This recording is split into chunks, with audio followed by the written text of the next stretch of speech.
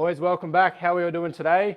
Camp Dog's still alive, still going strong, still leaking oil, just the way we love it.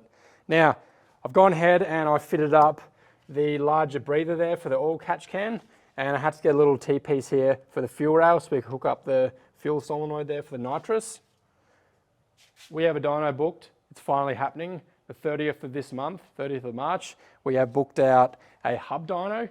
We were just going to use Keelan's dyno and put it straight on the rollers, but the problem is it already has bad wheel spin as it is. So we figured if we put it on a hub dyno, we're going to get a much more accurate reading and yeah, finally get some numbers. So although we're only on 22 PSI, I still think it's making upward of 300 horsepower, maybe sort of 350.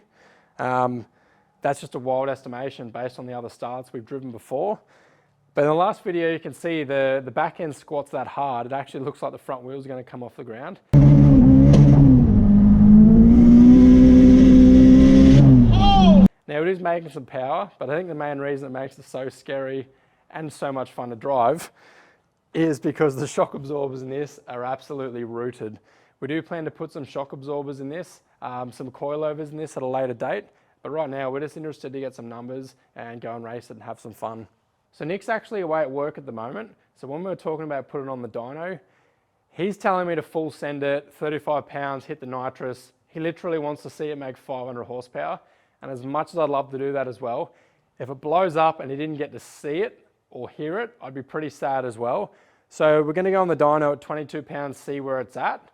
I think it's pretty safe to go up around 30 PSI, you know, hopefully make 4 to 450 horsepower.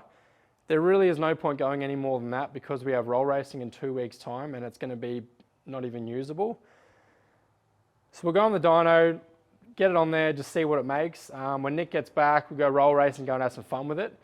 If it makes it through the roll racing, Nick's already said we'll go back to the hub dyno, 35 pounds, nitrous shot on there. He really wants to see this make 500 horsepower. You can do it! Now, people usually say that the 044 fuel pumps could probably make 500 horsepower, but they're literally on the last legs already.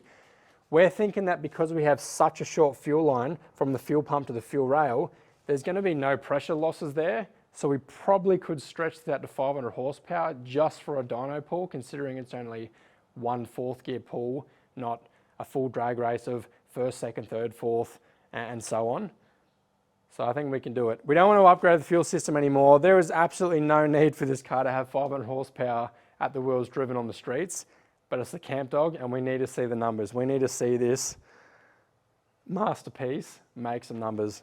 So with our new upgraded fuel system, it's still pretty basic. We're still using a larger fuel pump out of the fuel tank, pumping up through the factory fuel lines up into this surge tank. And then we've got our second-hand 044 fuel pump, goes through the rail, through the fuel pressure regulator, back to the surge tank. Once this is full, this just goes back to the factory fuel line and back to the fuel tank. So it's nothing bizarre.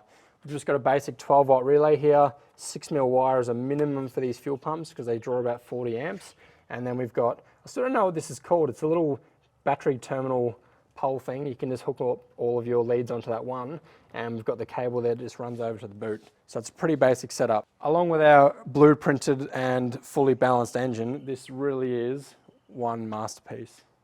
Anyone that's not new to this channel would know we've been doing up this car for a long time, like probably 18 months. And it all started off stock engine, just with a TD05 on there, made about 120 horsepower on the dyno. Nick then put a Microtech ECU on there, started turning the booster up, threw a leg out. That's when we come along with the idea of putting all the second-hand forged parts in there, forged pistons, forged rods.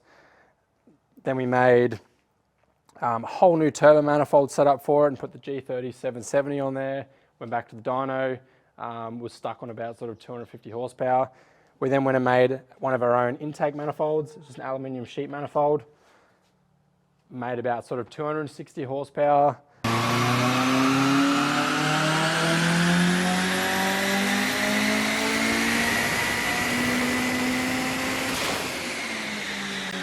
It wasn't until we upgraded the cams and went to a billet Iventire cam and replaced the valve springs with Allen's Performance springs, it really come to life then. So when you're building an engine, Apart from the forge stuff, the cams and springs are very, very important, and in my eyes, the best power gains you're gonna get. So if you want a set of cams just like these, I'll leave a link in the description below.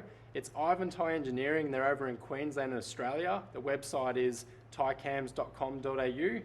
The cams we have here, the part number is called a 1057B. You pretty much can ring up the guys, send them an email, say Matt Barrett from YouTube has these cams, want a set, he can sort you out. There's 5 different types of off-the-shelf cams they do for these engines, so maybe it's worth inquiring. Just let them know what you're doing. Tell them what turbo size you have, what sort of power you're expecting to make, and they can size up something that's going to suit your needs.